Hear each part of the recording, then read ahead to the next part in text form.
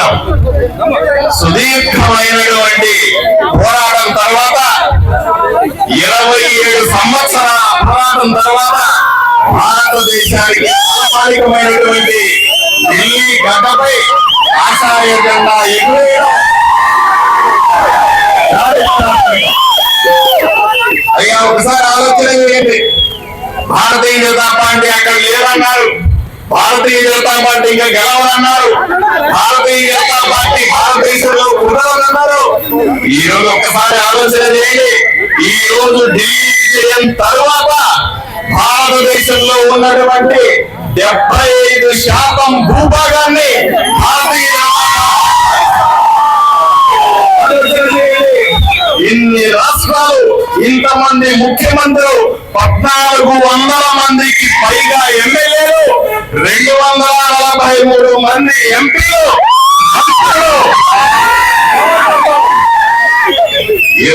రెండా ప్రజల ఆశీస్సులు ఉంటే, సరైన పరిపాలన ఉంటే, భారతీయ జనతా పార్టీ లాంటి పార్టీ ఉంటే భారతదేశం ఎలా ఎదుగుతుందో, ఎలా అభివృద్ధి చెందుతుందో చేసి చూపిస్తున్న తరుణం ఇది. ఒకవైపు మీ అందరి ఆశీస్సులతో, మీ అందరి ఆశీర్వాదంతో, ఆదోని ప్రజలిచ్చినటువంటి పిలుపుతో, ఆదోని ప్రజల స్ఫూర్తితో నేను ఢిల్లీ ఎలక్షన్లకు పోయి 14 రోజులు పనిచేసినాను. 14 రోజుల్లో ఎక్కడెక్కడ తెలుగు వాళ్ళు ఉంటే, ఎక్కడెక్కడ దక్షిణ భారతదేశానికి సంబంధించిన వ్యక్తులు ఉంటే వాళ్ళందరి దగ్గర పోయి భారతీయ జనతా పార్టీకి ఓటేయమని, భారతీయ జనతా పార్టీని గెలిపించమని దక్షిణాది నుంచి వచ్చినటువంటి ఒక ఎమ్మెల్యేగా వచ్చిన ఎమ్మెల్యేగా అక్కడ రిక్వెస్ట్ చేస్తా ఉంటే ఎంతో మంది స్పందించినారు. వాళ్ళందరికీ ధన్యవాదాలు. మీకు ఇంకొక విషయం కూడా చెప్పాల్సిన అవసరం ఉంది.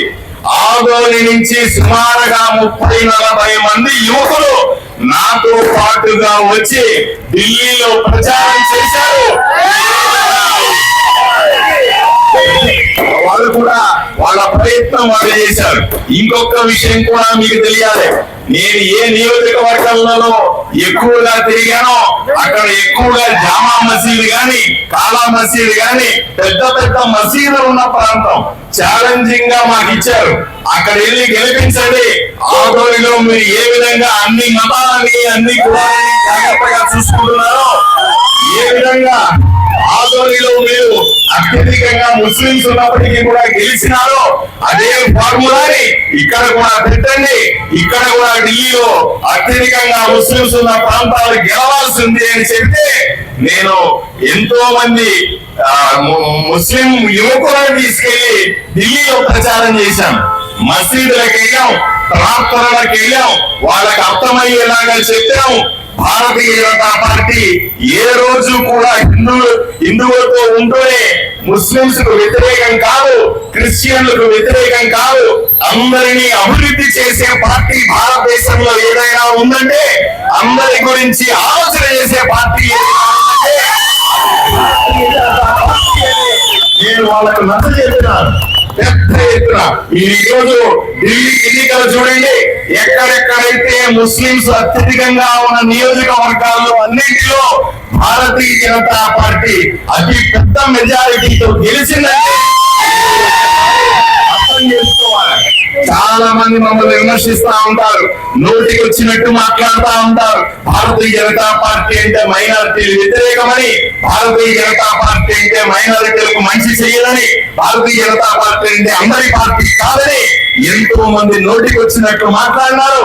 వాళ్ళకందరికీ చంప చెళ్ళు మరిపించేలాగా చూపించినటువంటి విజయం ఒక పెద్ద చారిత్రాత్మకమైన. ఈ రోజు క్రిస్టియన్లు ఎక్కువగా ఉన్నటువంటి నియోజకవర్గాల్లో భారతీయ జనతా పార్టీ గెలిచింది. ఎక్కువగా ముస్లింస్ ఉన్న నియోజకవర్గాల్లో భారతీయ జనతా పార్టీ అందరి అభివృద్ధికి పనిచేస్తారు తప్ప ఒక మతానికి చెందిన పార్టీ కాదని ఢిల్లీ గడ్డగా అందరికీ కూడా ఎవరెవరైతే ఆదోని నుంచి ఢిల్లీకి వచ్చి పనిచేశారో వాళ్ళందరికీ కూడా శిరస్సు వంచి నమస్కరిస్తా ఉన్నాను. ధన్యవాదాలు. ఈ రోజు అవినీతికి వ్యతిరేకంగా ఈ రోజు మీరు ఆలోచన చేశారు. ఢిల్లీలో ఒకసారి ఆలోచన చేయండి. కేజ్రీవాల్ అనే వ్యక్తి నేను అవినీతి చెయ్యను, నిస్వార్థంగా బతుకుతానని చెబితే ఆయనకు ప్రజలు ఓటేసినారు.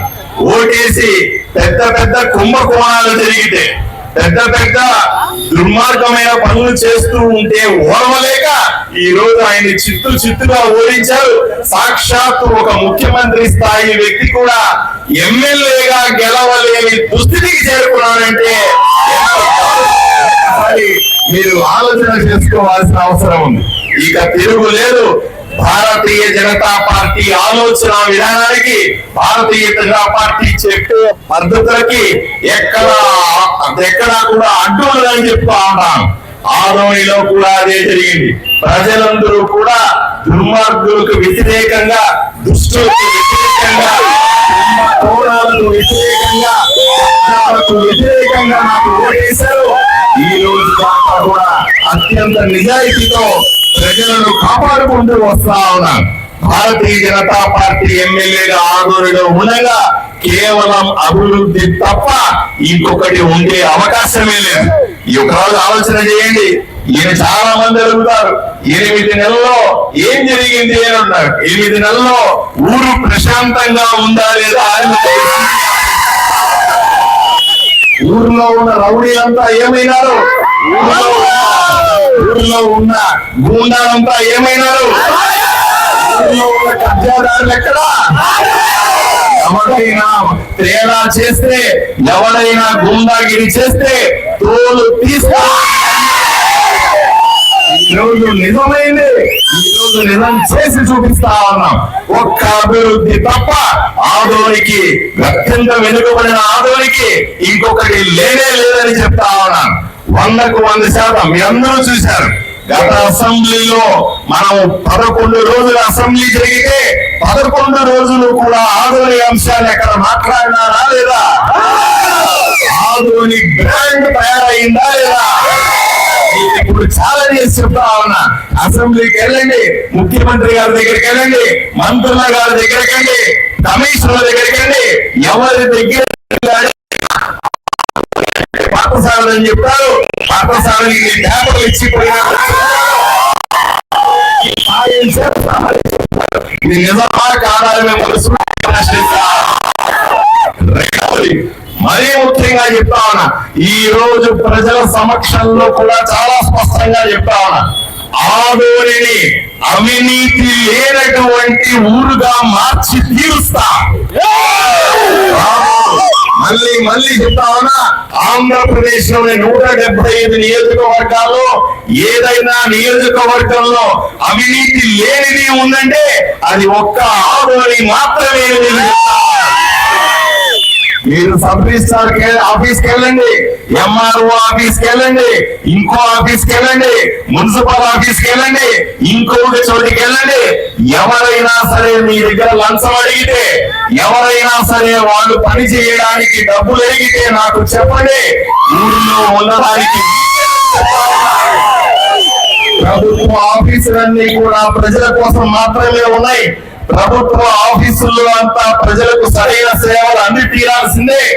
అవినీతి లేని ఆదోనిని నిర్మించి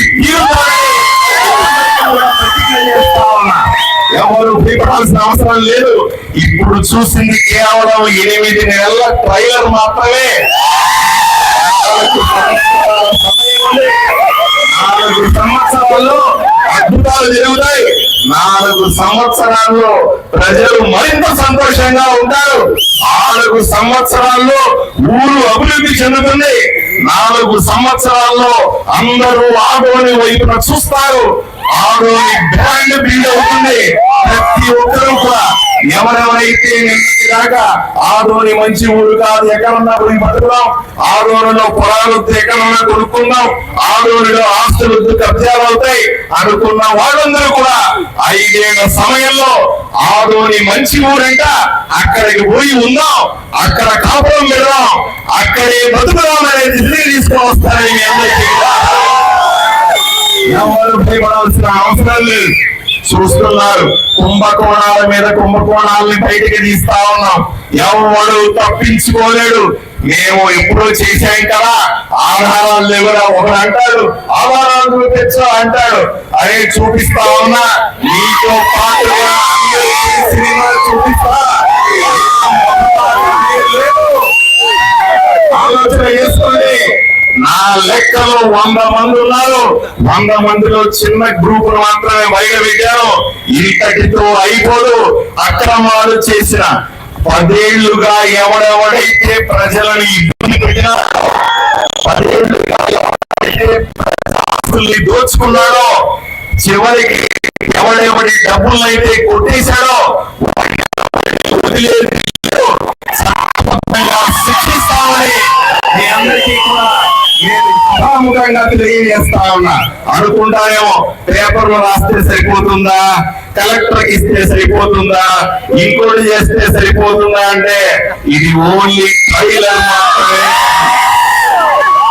ముందుంది క్రోకడైల్ ఫెస్టివల్ అని స్పష్టంగా చెప్తా ఉన్నా. ముందుంది